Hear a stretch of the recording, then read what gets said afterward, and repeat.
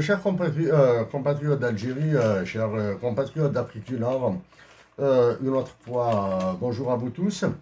À vous tous. Ce sera un commentaire ultra rapide sur la dernière Assemblée générale des Nations Unies, durant laquelle certains chefs d'État, en particulier celui des États-Unis d'Amérique le roi de France et ses colonies africaines, l'actuel président de la France, se sont exprimés en plus de certains chefs d'État africains. Pour nous,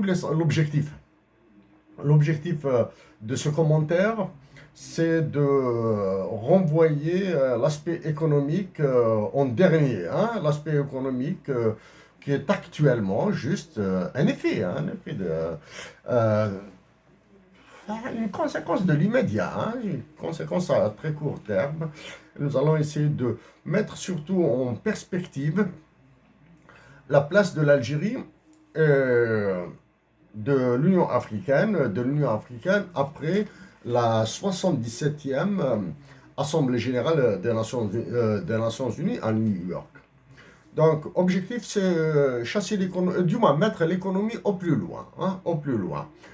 Donc, nous allons essayer de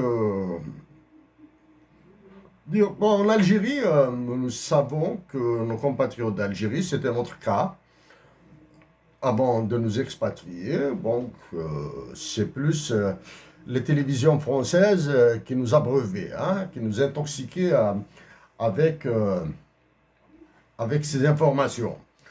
Ici au Canada, nous n'avons jamais possédé de télévision. C'est-à-dire, nous n'avons jamais regardé la télévision canadienne, les chaînes de télévision au Canada, hein. Bon, rarement, comme ça, il nous arrive de regarder quelques séquences de basketball, de combat de boxe. Euh, mais pour ça même, nous utilisons YouTube. En apparence, dans de ce qu'on nous voyons, nous avons vu après légèrement avant et après la 77e Assemblée générale des Nations Unies à New York, présidée par le président du moins, avec le secrétaire général actuel, M. Antonio Guterres, et le président de l'Assemblée, nous sommes le président de l'Assemblée, c'est-à-dire celui qui distribue la parole, était un Français. Était un Français. Avons-nous écouté les discours des uns et des autres? Dans le cas de l'Algérie, aucun mot n'est rentré dans notre oreille. Aucun. C'est-à-dire, nous avons zappé dessus. Euh, dans le cas de l'Union africaine, nous avons écouté 2 minutes de l'actuel président en exercice de l'Union africaine, le président du Sénégal, Macky Sall. Euh, nous avons évité, mis à part un extrait, un très très bref extrait de l'actuel roi de France et de ses colonies africaines, et l'actuel président de la France, un extrait probablement d'une minute et demie, hein, d'une minute et demie. Donc, objectif, nous allons mettre en perspective l'Algérie et l'Union africaine. Deuxième objectif, nous allons renvoyer plus très très très très loin l'économie, hein, très très très loin l'économie, même si actuellement elle fait apparemment le buzz avec question.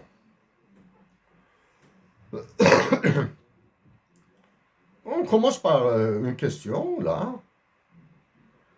Est-ce que l'équilibre actuel entre les États-Unis d'Amérique et la Fédération de Russie est stable ou instable?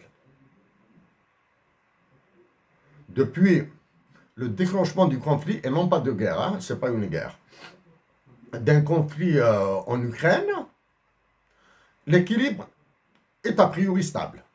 Est a priori stable. Comment va-t-il évoluer? Va-t-il devenir instable? Laissons quelques marges au temps. Est-ce que actuellement l'Organisation des Nations Unies va subir le même sort que la Société des Nations qui a été créée en 1919, qui a disparu en 1944, avec la série d'échecs de la réforme du Conseil de sécurité de l'ONU? Il est certain que l'ONU est sur la voie de subir le même sort que la Société des Nations. Voilà.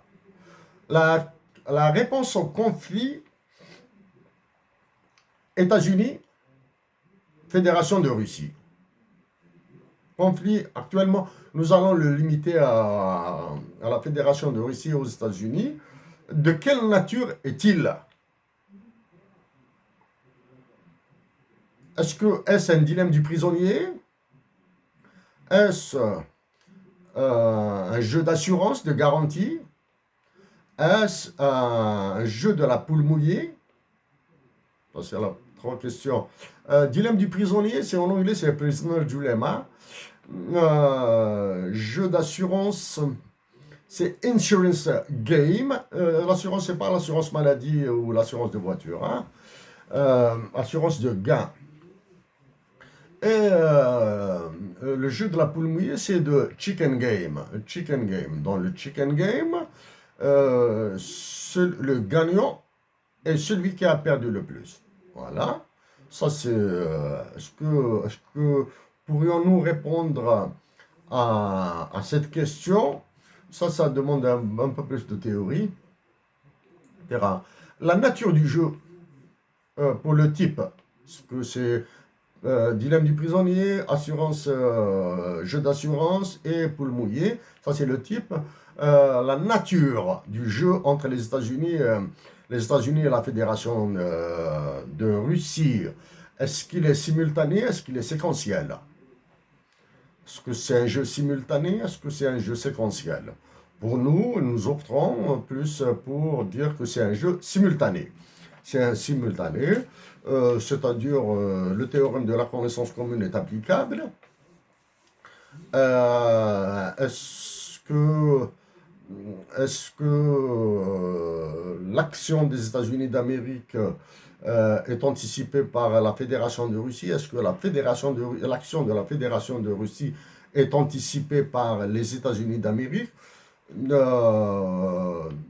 Probablement que oui, mais dans un ensemble de réactions, c'est-à-dire les États-Unis d'Amérique considèrent que les Russes ont un large ensemble de réactions possibles et la Fédération de Russie considère que les États-Unis d'Amérique ont un large ensemble de réactions possibles, mais sans aucune certitude sur quelle réaction sera choisie. Voilà. Ce qui est formel, la guerre des monnaies et des sanctions économiques a donné des résultats en faveur de la Russie. Voilà. Donc, SDN, ONU, réforme du Conseil de sécurité de l'ONU. Est-ce que cette Assemblée générale va déboucher sur la convocation du Conseil de sécurité? La réponse est intégralement non, parce que c'est la loi du vote au Conseil de sécurité de l'ONU sur la nécessité d'obtenir l'aval des 5 membres permanents du Conseil de sécurité, quand bien même la Chine peut jouer sur 2 fronts, jouer les États-Unis d'Amérique et jouer la Chine.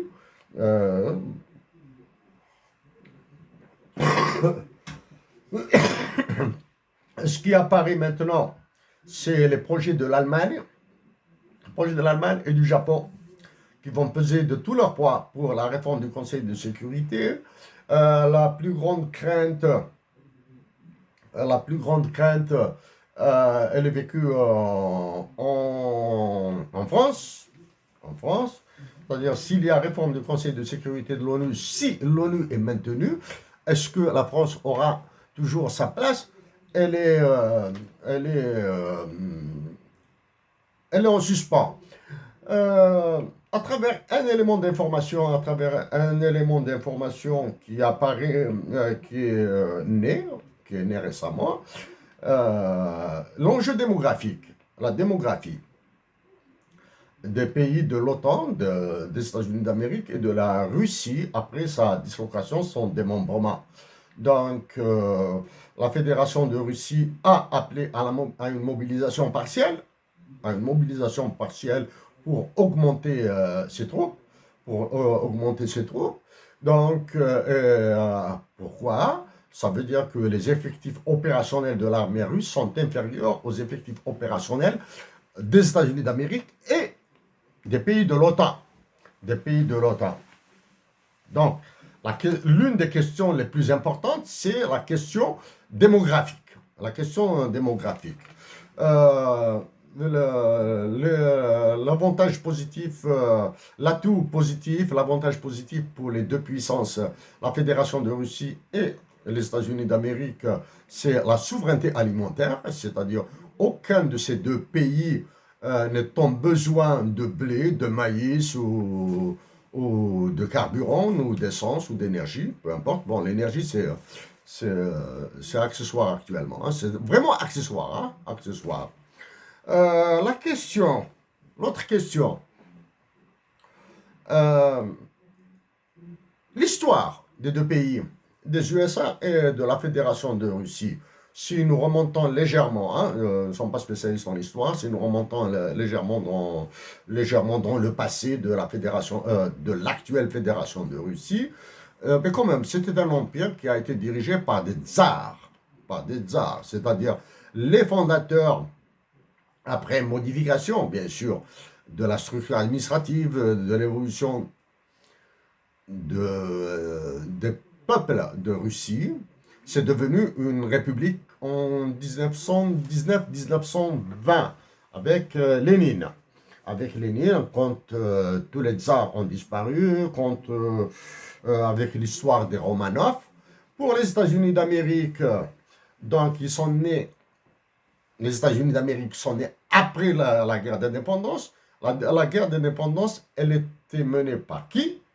Elle a été menée par les Anglais qui vivaient aux États-Unis. Les Anglais qui vivaient aux États-Unis ont mené la guerre contre qui? Contre le pays de naissance. L'Angleterre, le Royaume-Uni ou la Grande-Bretagne. Donc ce sont les immigrés anglais qui ont mené la guerre d'indépendance. Ensuite, s'en est suivi la guerre de sécession. Les fondateurs de l'Empire russe, c'était les tsars et les anciens communistes. Les fondateurs des États-Unis d'Amérique sont les pères fondateurs des États-Unis d'Amérique. L'élection, la démocratie dans les deux pays. Bon, pour le cas de la Russie, c'est une démocratie illibérale, c'est-à-dire formellement, il y a une élection. Formellement, le vainqueur est connu.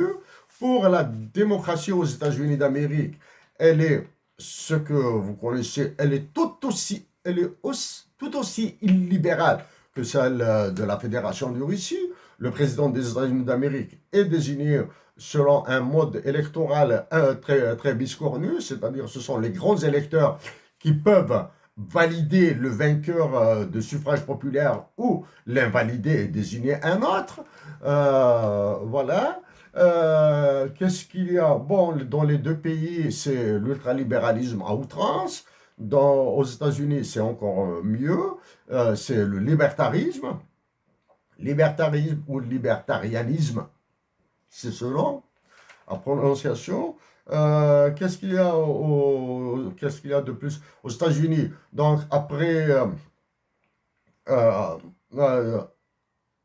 après la Deuxième Guerre mondiale, donc il y a eu la création de la SDN.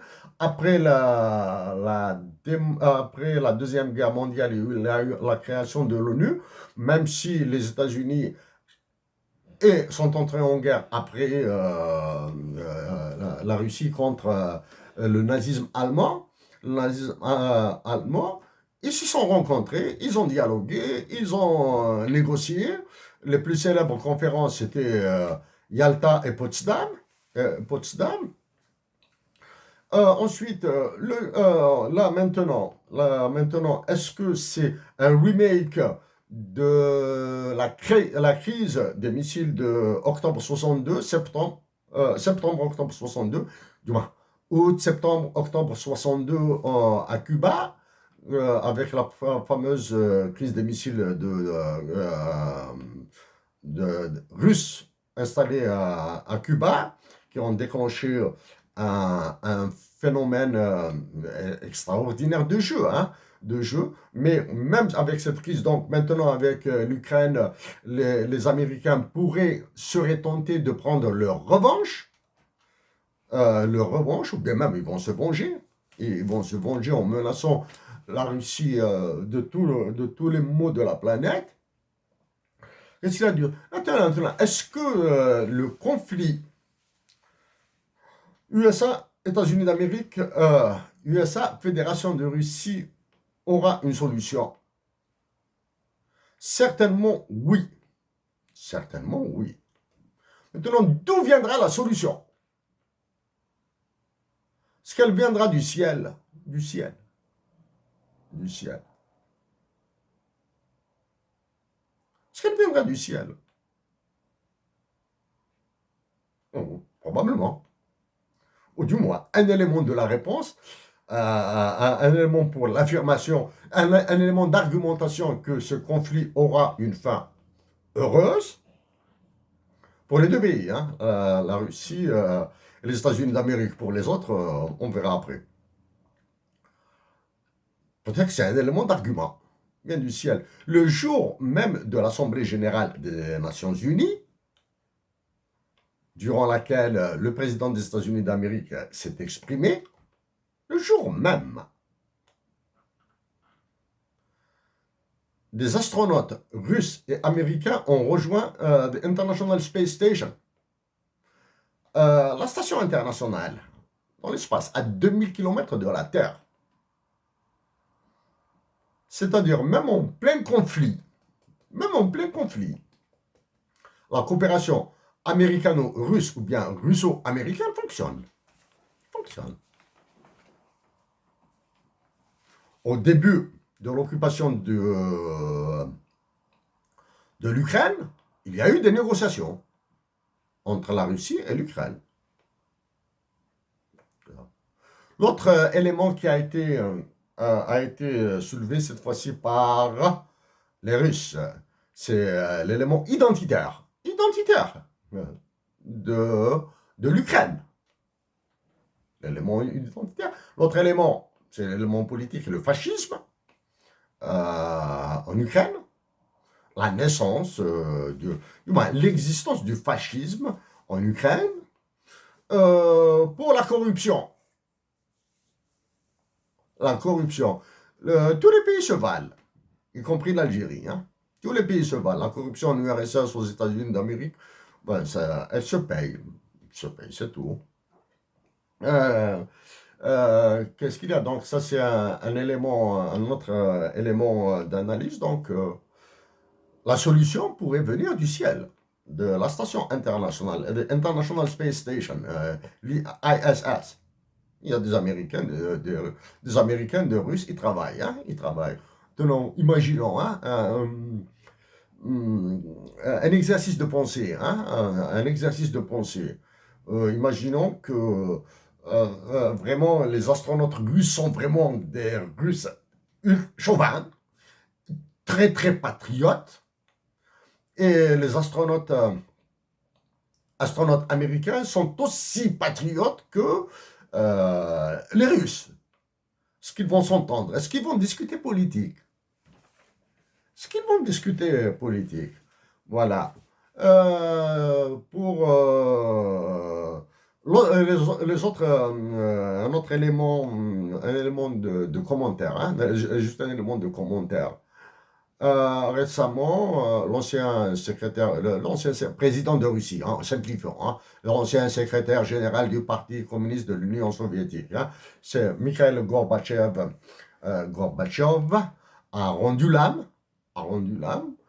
Est-ce que les présidents européens ou bien les présidents américains le, lui rendu hommage? Oui. Est-ce qu'ils sont partis assister à son enterrement? Non. Est-ce que l'actuelle présidence de la Russie était enthousiaste dans l'organisation des funérailles et les hommages à Mikhail Gorbatchev? Non. Non, parce que pourtant, Mikhail Gorbatchev a eu le prix Nobel de la paix, hein, le prix de la paix, et c'est lui qui a détruit le mur de Berlin pour le déplacer en Turquie. Le mur de Berlin qui a été détruit par Gorbatchev a été déplacé par les Américains vers la Turquie. Qu'est-ce qu'il y a? C'est lui qui est derrière le démembrement de la Fédération de Russie sans avoir anticipé l'avenir sur 30 ans, sur 40 ans, sur 50 ans, 1989, 1990, donc 90 jusqu'à 2022, ça fait 32 ans, donc la vision à très long terme des Russes, des politiques russes à l'époque était faible. Était faible. Un autre domaine, donc la démographie est en avantage à la faveur des Américains, la démographie, hein. Bon, là, le continent asiatique, euro-asiatique, cette partie eurasienne, là, eurasienne, est-ce qu'il y a des troubles? Les troubles les plus importants, c'est le conflit Chine-Japon, c'est le plus important. L'os, c'est la Corée du Nord et la Corée du Sud, et plus Hong Kong et Taïwan. Taïwan, Singapour aussi. Donc voilà, le Japon qui a des visées, la Chine qui a des visées, etc. Pour le continent américain, même chose, le retour des mouvements de gauche, des directions de gauche au niveau de l'Amérique du Sud et de l'Amérique latine, l'Amérique centrale. En commun, toute la planète a en commun le commerce des drogues, la planète a en commun l'ultralibéralisme financier, la planète a en commun euh, le, euh, la supériorité des fonds d'investissement privés sur les fonds d'investissement publics. Voilà, c'est-à-dire la masse monétaire détenue par les privés est supérieure à la masse monétaire détenue par les États. Voilà. Comme autre élément, l'élément scientifique. L'élément scientifique, l'Amérique a bénéficié de l'apport des lumières, des génies, hein, comme Von Neumann, John Von Neumann, et d'autres, hein, et d'autres euh, Merdel, et d'autres là, hein, et d'autres qui sont partis comme George Soros. Tiens, un ancien hongrois qui fait le bonheur des États-Unis d'Amérique et qui a massacré l'Europe, ses pays d'origine. Bon. Donc, en termes scientifiques, les Russes et les Américains sont au même niveau d'égalité. Des mathématiciens de génie existent en URSS, en Russie, Grigory Perelman. Des mathématiciens de génie américains, américains tricotés pur laine, hein.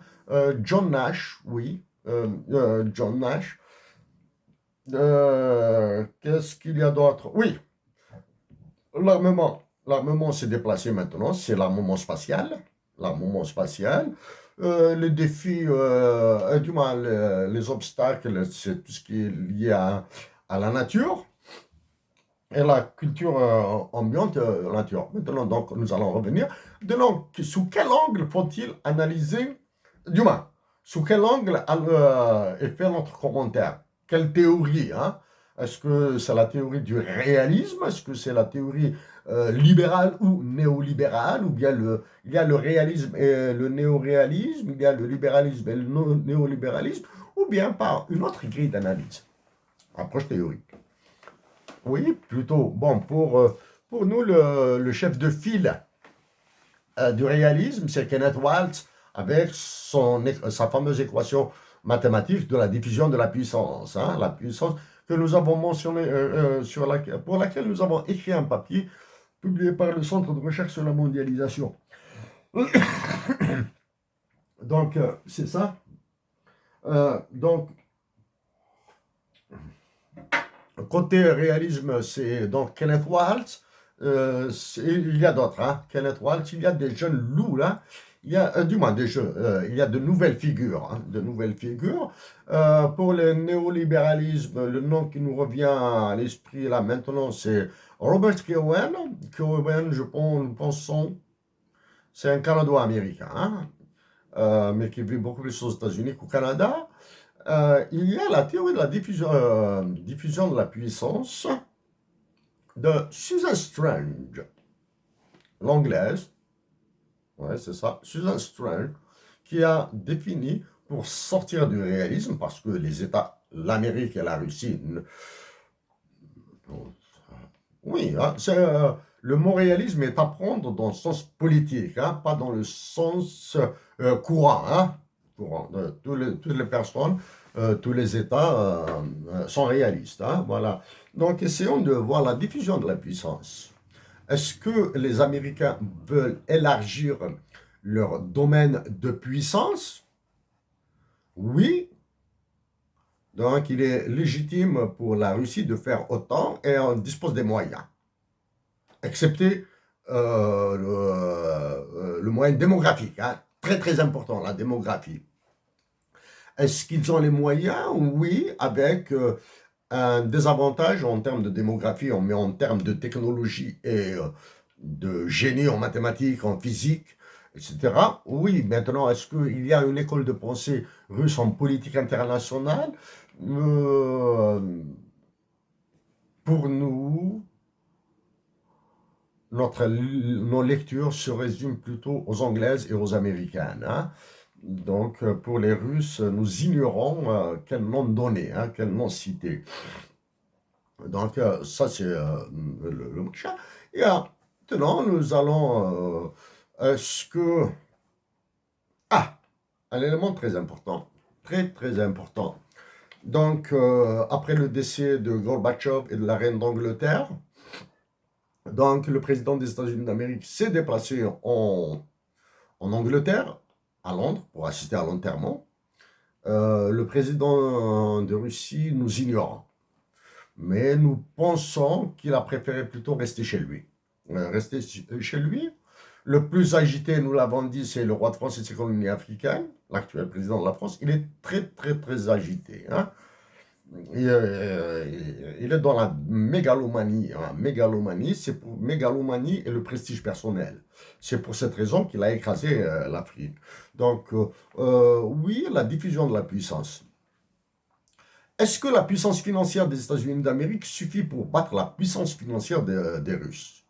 En termes de commerce international, la Russie se porte comme un chat.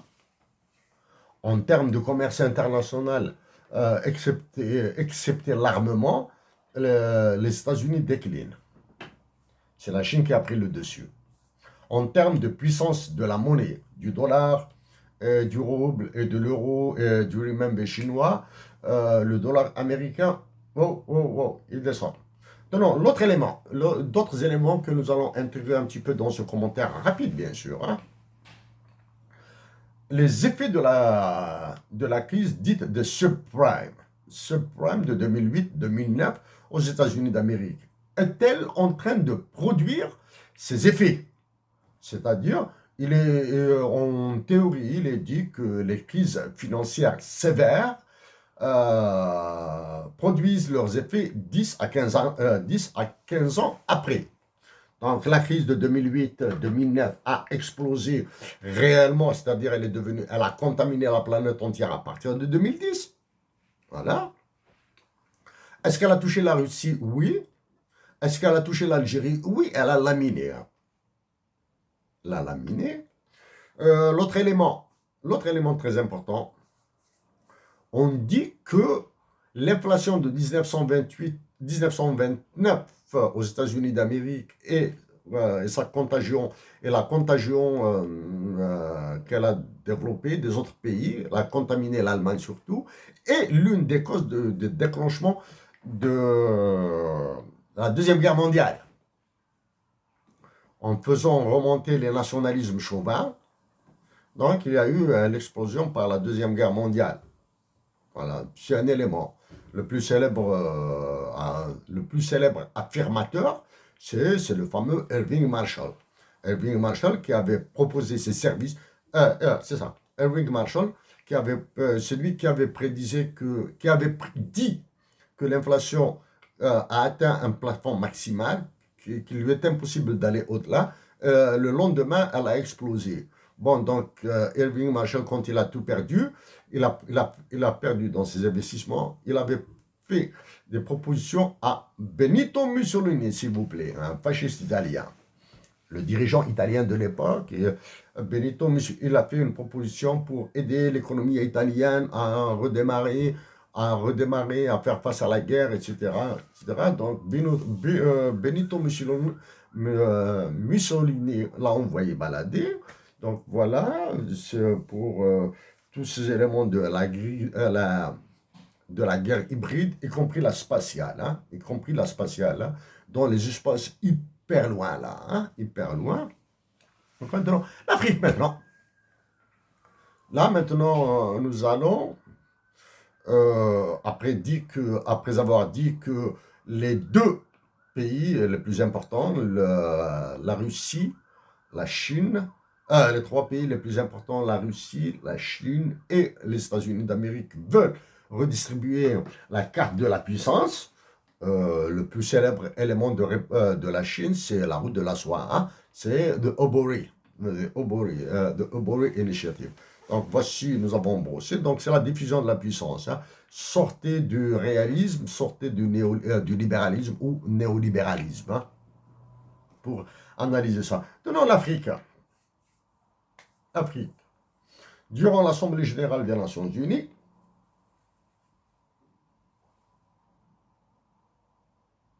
non, commençons d'abord un élément. Euh, euh, Après les funérailles de Gorbatchev, est-ce que l'Algérie a délégué quelqu'un à Moscou? Répondez, nous ignorons. Après la mort de la reine d'Angleterre, est-ce que l'Algérie a délégué quelqu'un? Oui. C'est celui qui est en train d'assassiner techniquement l'Algérie. Techniquement.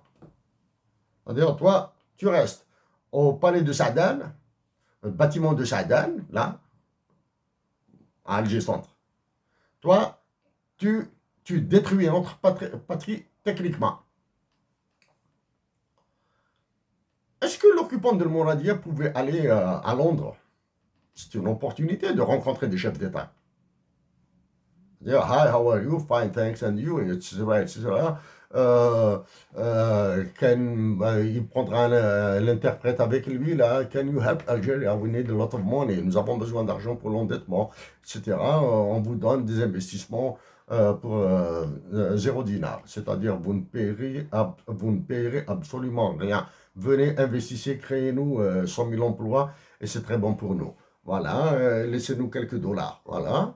L'Assemblée générale des Nations unies, c'est une occasion de s'exprimer à l'Assemblée générale des Nations unies. Voilà ce que il a délégué. Nous interdisons de faire de la diplomatie secrète. Tout ce que nous avons fait au niveau international, nous l'avons révélé. Et si nous avions dit qu'il y a des actions secrètes que nous avions faites, serait une idiotie, une imbécilité. Si nous avions fait des actions secrètes et que nous avions révélé l'existence de ces actions secrètes, ce serait idiot de notre part. Secret pour laisser secret. Ferions-nous? Nous l'ignorons. Bon. Il y a eu, donc, pas de l'étranger, pas d'Angleterre, pas de Moscou, pas de France, parce que la France, ça y est, hein, c'est-à-dire le roi de France et de ses colonies africaines a fait ses besoins naturels en Algérie. Voilà. Question accessoire, et importante. Question accessoire est très, très importante. Avec ce qui se passe en Ukraine et ce qui s'est passé à l'Assemblée générale des Nations unies. Chaque compatriote d'Algérie, une question simple. La réponse est par oui, non. Avez-vous entendu parler les militaires français, les généraux français, les généraux américains, les généraux russes ou chinois? Maréchal, même. Il a de grade maréchal en URSS et en Chine.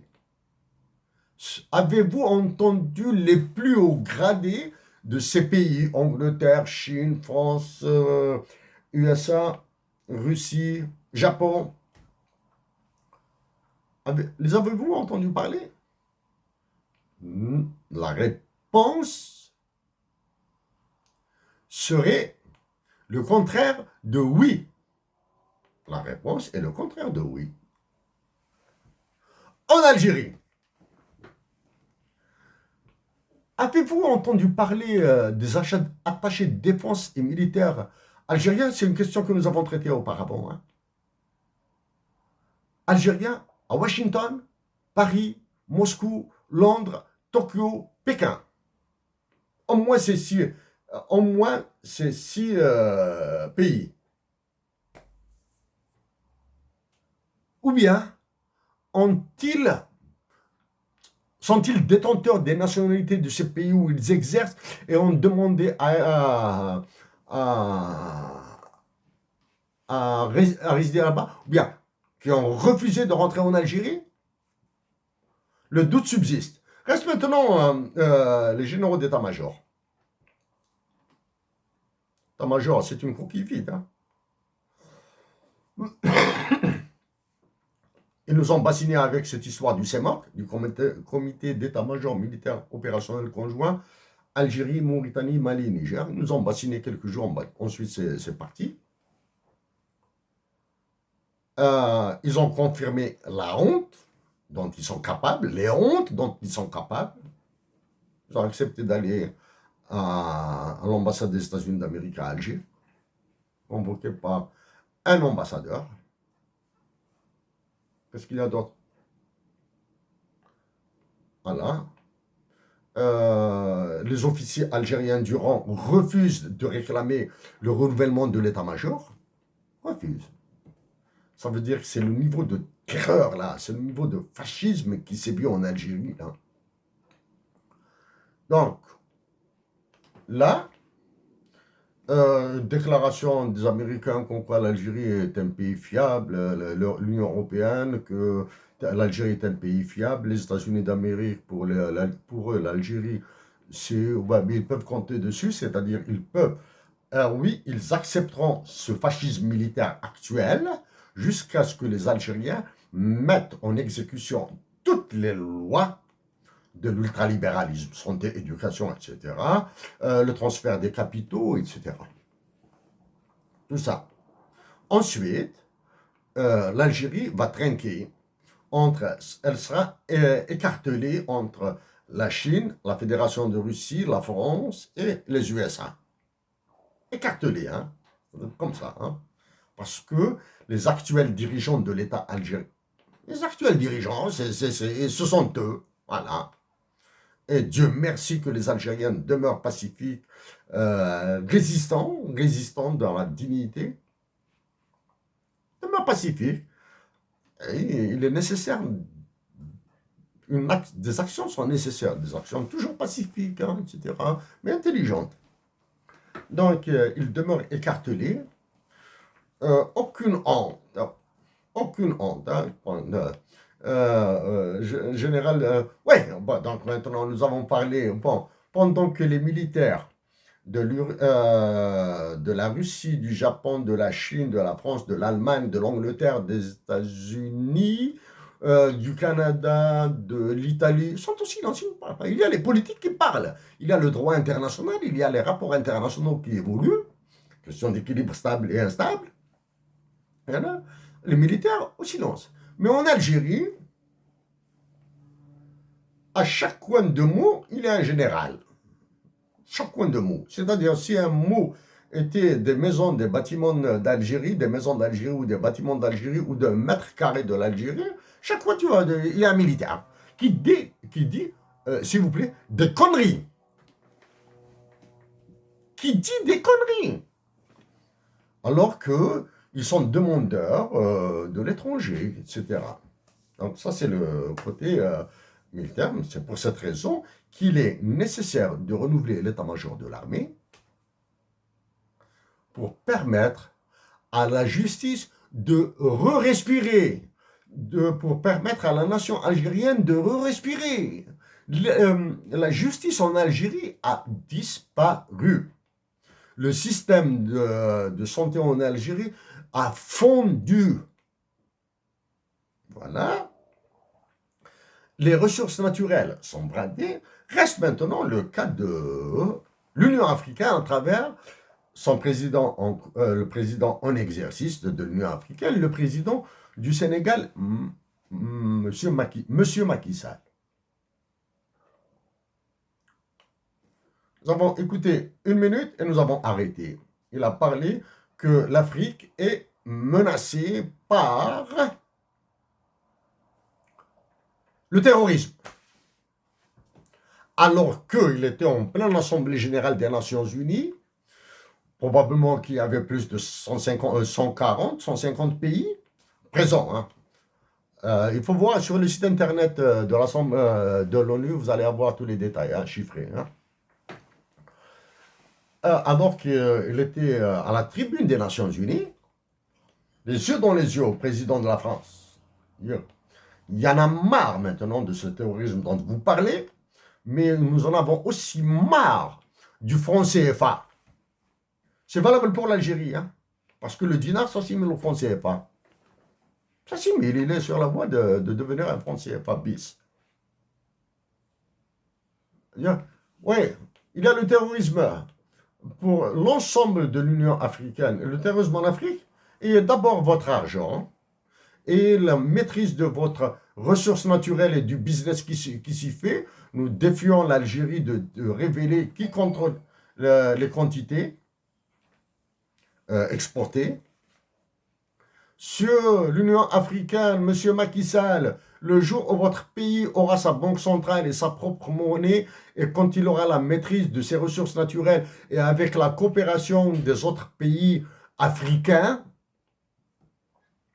les populations seront plus libres, africaines, elles auront plus de ressources monétaires, elles seront souveraines chez elles seront heureuses, elles pourront allouer une partie de leurs ressources à la protection des citoyens, du moins, les sujets africains deviendront des citoyens, à la protection des citoyens, à la santé des citoyens et à combattre ce terrorisme. Mais le premier terrorisme, monsieur le président en exercice de l'Union africaine, monsieur Macky Sall, le premier terrorisme qu'il fallait dénoncer à la tribune des Nations Unies lors de la 77e Assemblée générale, c'est le terrorisme monétaire, c'est le fiducide du franc CFA, monsieur le président.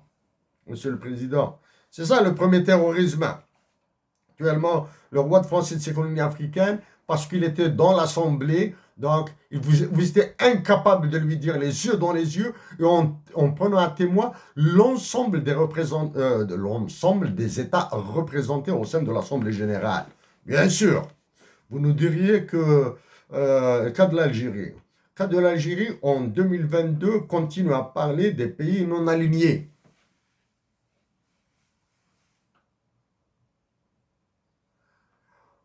L'État algérien continue de parler de l'action de l'Algérie au niveau international. En Algérie, il y a une expression en arabe, boussaïnek, c'est-à-dire embrasse ton œil, tu embrasses ton œil. C'est-à-dire, quand l'individu sera capable d'embrasser son œil, là, il pourra dire qu'il fera des miracles et réalisera des merveilles. Mais en kabyle, nous disons « Sousouf Darigni ». Chers compatriotes algériens, chers compatriotes de toute l'Afrique, nos pensées les plus affectueuses et une action plus intelligente de la part des Africains. Il y a des Africains qui détruisent l'Afrique, mais il doit y avoir des Africains qui doivent reconstruire l'Afrique. Il y a des Algériens qui détruisent l'Algérie, mais il y a des Algériens qui tentent de reconstruire l'Algérie. Merci à vous tous.